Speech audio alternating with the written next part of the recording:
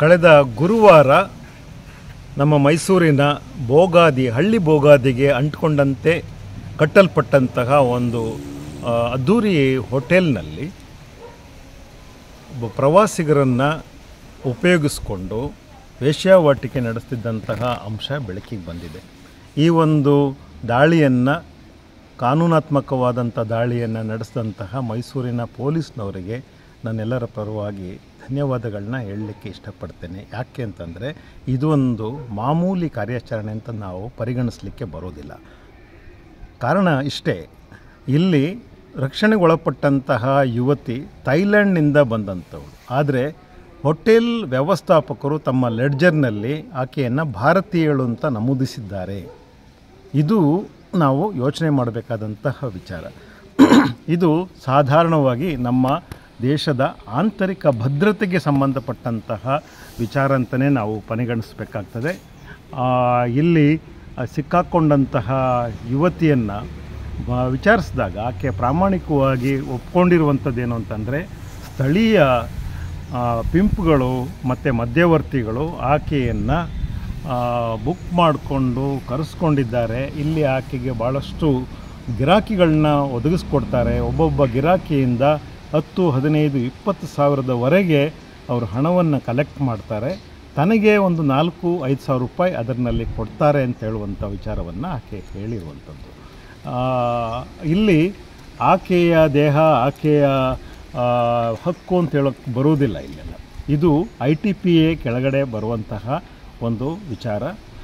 ಹಾಗಾಗಿ ಪೊಲೀಸ್ನವರು ಇದನ್ನು ಭಾಳ ದಕ್ಷವಾಗಿ ನಿಭಾಯಿಸಿದ್ದಾರೆ ಅಂತಲೇ ನಾನು ಅಂದ್ಕೊಳ್ತೇನೆ. ಜೊತೆಯಲ್ಲಿ ಆ ಸಂದರ್ಭದಲ್ಲಿ ನಮ್ಮ ಸ್ಥಳೀಯ ಹೆಣ್ಣುಮಗಳೊಬ್ಬಳು ಸಿಕ್ಕಾಕೊಂಡಿದ್ದು, ಆಕೆಯ ದುಸ್ಥಿತಿ ಮಾತ್ರ ಮನಸ್ಸು ಕಲ್ಕೋಗುವಂಥದ್ದಾಗಿತ್ತು. ಯಾರು ನೋಡಿದ್ರೂ ಕೂಡ ಅಯ್ಯೋ ಅಂತ ಹೇಳುವಂತಹ ಸ್ಥಿತಿ. ಯಾಕೆ ಅಂತಂದರೆ ಇದು ಒಂದು ಏನು ಸಾಮೂಹಿಕ ಅತ್ಯಾಚಾರವೇ ಅಂತಲೇ ನಾನು ನೋಡಿದ್ದು. ಅಲ್ಲಿರುವಂತಹ ಯುವಕರು, ಒಳಗೆ ಸೇರ್ಕೊಂಡಂಥ ಯುವಕರು ಮತ್ತೇರಿ ಮದ್ಯಪಾನ ಮಾಡಿ ಆಕೆಗೂ ಮೂಗು ಮಟ್ಟ ಒಂದು ಲೋಕಲ್ ಯಾವುದೋ ಒಂದು ಆಲ್ಕೋಹಾಲನ್ನು ಕುಡಿಸಿ ಆಕೆಯ ಮೇಲೆ ದಾಳಿ ಮಾಡಿದ್ದ ರೀತಿ ಇದೆಯಲ್ಲ, ಮತ್ತೆ ತಯಾರು ಮಾಡ್ಕೊಳ್ತಾಯಿದ್ರು. ಮತ್ತಷ್ಟು ಮದ್ಯಪಾನವನ್ನು ಸೇವಿಸ್ತಾ ಜೊತೆಯಲ್ಲಿ ಅವರು ತಯಾರು ಮಾಡ್ಕೊಳ್ತಾ ಇದ್ದಂಥದ್ದು. ಆದರೆ ಆ ಹೆಣ್ಣುಮಗಳು ಪ್ರಜ್ಞಾವಸ್ಥೆಗೆ ಪ್ರಜ್ಞೆ ಇಲ್ಲದೆ ಬಿದ್ದೋಗ್ಬಿಟ್ಟಿತ್ತು. ವಾಂತಿ ಮಾಡ್ಕೊಳ್ತಾ ಪ್ರಜ್ಞೆಗಂತ ಅಯ್ಯೋ ತಡೀರೋ ಬರ್ತೀನಿ ಅಂತ ಹೇಳುವಂಥದ್ದು ಒಂದು ಕೂಗನ್ನು ಕೂಗ್ತಾ ಇದ್ದಂಥದ್ದನ್ನು ನಾನು ಕಿವಿಯಾರು ಕೇಳಿಸ್ಕೊಂಡೆ. ಇದನ್ನು ಅಧಿಕಾರಿಗಳು ನೋಡಿದ್ದಾರೆ. ಹಾಗಾಗಿ ಆಕೆಯನ್ನು ಸರಿಯಾದ ಆಪ್ತ ಸಮಾಲೋಚನೆಗೆ ಒಳಪಡಿಸಿ, ಇದು ಕೇವಲ ರಕ್ಷಣೆಗೆ ಒಳಪಟ್ಟಂಥ ಮಹಿಳೆ ಅಂತ ತಿಳ್ಕೊಳಕ್ಕೆ ಬರೋದಿಲ್ಲ. ಎಲ್ಲಾದರೂ ಆಕೆಯ ಮನಸ್ಸಿಗೆ ವಿರುದ್ಧವಾಗಿ ಆಕೆಗೆ ಮದ್ಯಪಾನವನ್ನು ಮಾಡಿಸಿದ್ರೆ ಇವರು, ಅಥವಾ ಆಕೆಯ ಇಚ್ಛೆಗೆ ವಿರುದ್ಧವಾಗಿ ಇಬ್ಬಿಬ್ಬರು ಮೂವರು ಆಕೆ ಮೇಲೆ ಆಕ್ರಮಣ ಮಾಡಿದರೆ ಅದನ್ನು ರೇಪ್ ಅಂತಲೇ ಪರಿಗಣಿಸಬೇಕಾಗ್ತದೆ. ದುರದೃಷ್ಟವಶಾತ್ ನಮ್ಮ ITPA ಆ್ಯಕ್ಟ್ನಲ್ಲಿ ಈ ಗಿರಾಕಿಗಳಿಗೆ ಯಾವುದೇ ರೀತಿಯಾದಂತಹ ಒಂದು ಶಿಕ್ಷೆ ಇಲ್ಲ.